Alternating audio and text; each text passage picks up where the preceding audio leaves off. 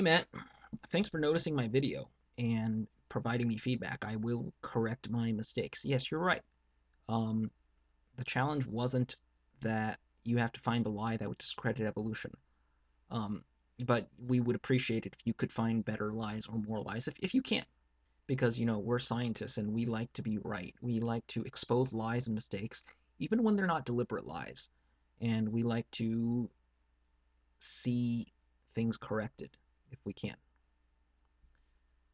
So, on to your point about Dawkins.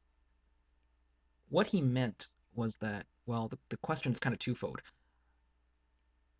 He was asked, what is the best irrefutable piece of evidence for evolution? And he said, in my opinion. So, he was giving you his best honest answer in support of evolution. To be quite honest, even if he gave you a genetic tree, you can still say that that's not supportive evolution. So that part is really not a lie. So now let's go to what he said as far as his argument. He said basically that all life forms can be plotted into a relationship tree, and he's right. Um, when your argument for that being a lie was that you found an article or two, and it's true. You found a peer review article that says that the details are in dispute, and you're right, they are. This is what, Matt, this is what people mean by don't miss the forest for the trees. What they're saying is that the details are in dispute. What's in dispute is the specific timelines, the mechanism, the pathway, and ancestral relationship between species. If when we lack very good information, there are kind of gaps, so to speak, between species, such that we don't know how long or wide to draw these branches. But what we do know is that any life form, as long as it conforms to ATCG, which is kind of tautological because all life form is ATCG, you can put it on the tree of life or the genetic tree or we like to call it ancestry tree, but if you don't want to call it that, fine. It's the genetic relationship tree of life.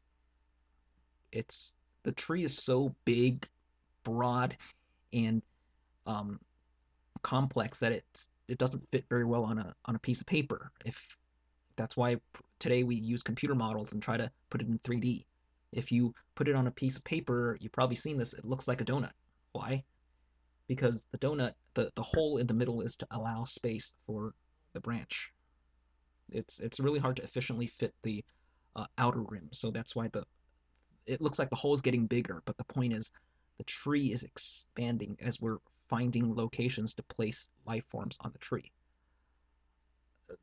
What I'm saying here and what I'm reminding you is that life form, by virtue of being composed of ATCG uniformly, can all fit on a tree of life. That doesn't necessarily prove that it's ancestry, but that's how science currently interprets it because it's intellectually honest, it's consistent, it's parsimony, it's the easiest ways to explain it in light of everything else. If you really want to press me to say something, if you if you're talking about comparative anatomy, morphology, development,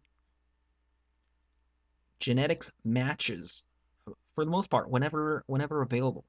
Genetic tree matches that. That's why we interpret the genetic tree as the best explanation for ancestry because there's specifics.